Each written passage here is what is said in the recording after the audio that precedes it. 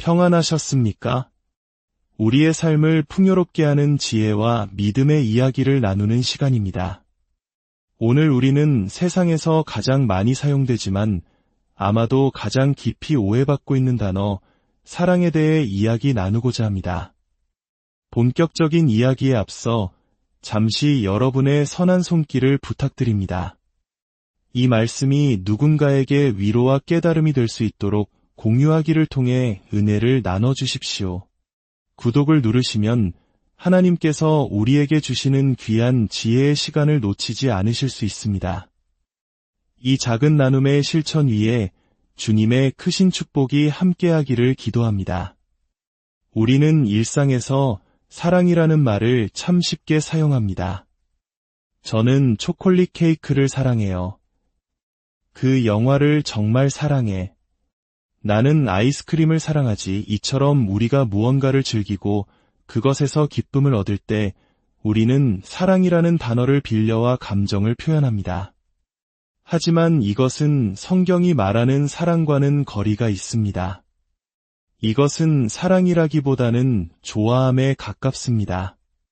좋아한다는 것은 어떤 대상에 대한 감정적인 끌림, 즉 나의 즐거움을 기반으로 합니다. 그러나 성경이 말하는 사랑, 특히 헬라어 원어인 아가페는 전혀 다른 차원의 이야기입니다. 아가페 사랑은 감정에서 시작하지 않습니다. 그것은 결단에서 시작됩니다.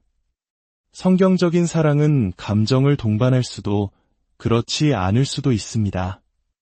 그렇기 때문에 하나님께서는 우리에게 내 원수를 사랑하라고 명령하실 수 있는 것입니다. 그분은 당신을 미워하는 사람을 보고 좋은 감정을 느끼라고 말씀하시는 것이 아닙니다. 그를 위해 무언가를 하기로 결정하라고 명령하시는 것입니다. 그렇다면 성경적인 사랑, 즉 아가페를 어떻게 정의할 수 있을까요? 그것은 다른 사람의 유익을 위해 긍휼히 여기고 유롭고 책임감 있으며 희생적으로 행동하기로 내리는 의지적인 결단입니다. 다시 한번 말씀드리겠습니다. 아가페 사랑은 다른 이의 필요를 채워주기 위해 연민의 마음으로 하나님의 기준에 맞게 책임감을 가지고 그리고 나의 희생을 감수하며 나아가기로 결단하는 것입니다.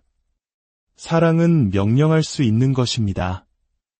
예수님께서 가장 큰 계명이 무엇이냐는 질문에 주 너의 하나님을 사랑하고 내 이웃을 사랑하라고 답하신 것을 기억해 보십시오.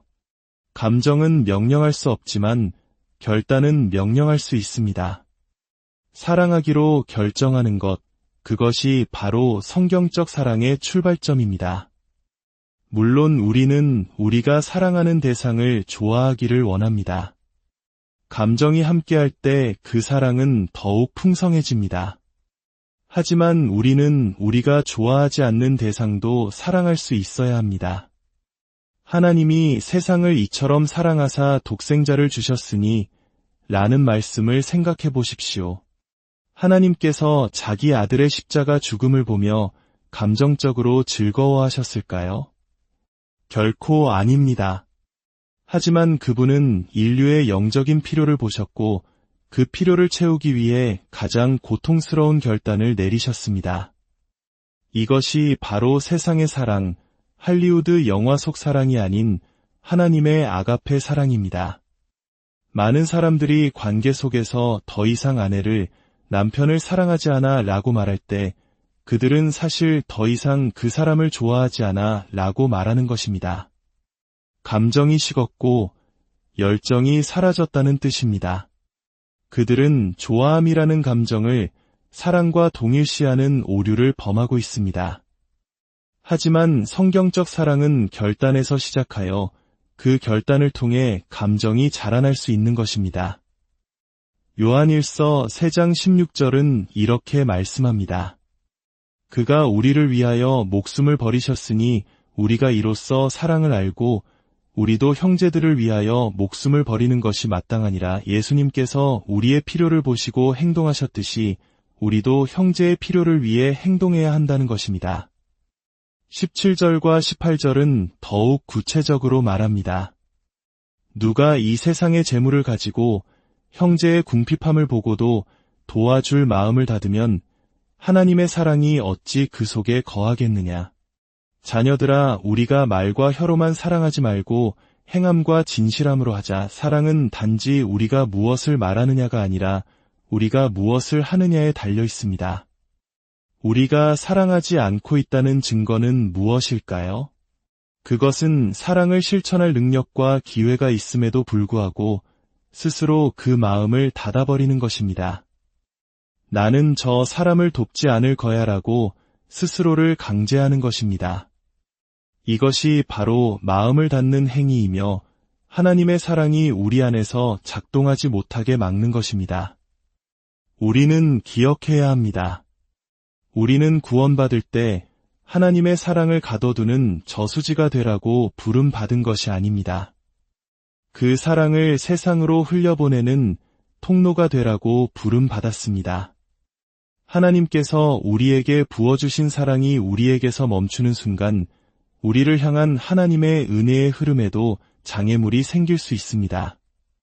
우리가 그분의 사랑을 세상에 나타내는 것을 멈출 때 우리는 세상 속에서 하나님과 같은 존재가 되기를 거부하는 것이기 때문입니다. 때때로 우리의 마음이 우리를 정죄할 때가 있습니다. 과거의 실수, 지울 수 없는 후회, 다른 사람에게 줬던 상처들이 밤마다 우리를 괴롭힙니다. 다시 돌아가 고칠 수 없는 일들 때문에 죄책감에 시달립니다.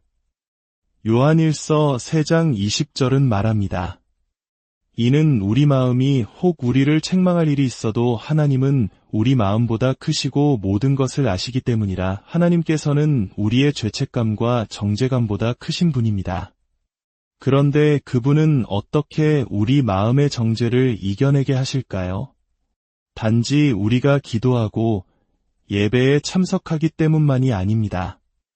하나님께서는 우리가 세상 속에서 그분의 사랑을 어떻게 실천하는지를 보십니다.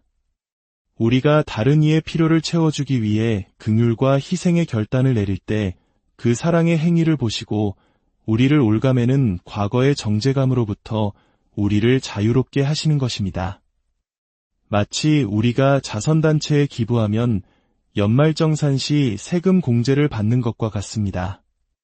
우리가 하나님 앞에 진 실패와 허물의 빚이 산더미 같을지라도 우리가 여기에서 사랑을 베풀고 저기에서 희생하며 또 다른 곳에서 긍휼을 실천하는 모습을 보실 때 하나님께서는 그 사랑의 행위들을 자비로운 공제 항목으로 여기십니다.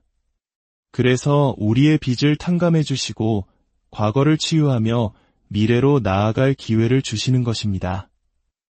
에베소서 2장 8절과 9절은 우리가 은혜로 구원받았음을 말합니다. 우리의 행위가 아니라 하나님의 선물이라고 말입니다. 그러나 바로 다음 10절은 이렇게 이어집니다. 우리는 그가 만드신 바라 그리스도 예수 안에서 선한 일을 위하여 지으심을 받은 자니 이 일은 하나님이 전에 예비하사 우리로 그 가운데서 행하게 하려 하심이니라. 우리는 선한 일을 하기 위해 구원받았습니다. 우리는 가만히 앉아있기 위해 만들어진 가전제품이 아닙니다. 냉장고는 음식을 차갑게 보관해야 하고 스토브는 음식을 뜨겁게 데워야 합니다. 토스터기는 빵을 구워내야 합니다. 만약 이 기계들이 아무 기능도 하지 않고 그저 자리만 차지하고 있다면 그것들은 자신의 존재 이유를 잃어버린 것입니다. 그리스도인 역시 마찬가지입니다. 우리는 왜 이곳에 있습니까? 우리는 이 세상 속에서 하나님을 드러내는 존재로 살기 위해 이곳에 있습니다. 하나님은 자신을 사랑이라고 정의하셨습니다. 따라서 우리의 존재 이유는 바로 그 사랑을 세상에 대표하여 보여주는 것입니다. 여기서 말하는 선한 일은 단순히 좋은 일과는 다릅니다. 하나님을 믿지 않는 사람도 무신론자도 좋은 일을 할 수 있습니다. 친절한 이웃이 되기 위해 종교가 필요한 것은 아닙니다. 하지만 성경에서 말하는 선한 일이란 하나님과 연결된 좋은 일을 의미합니다.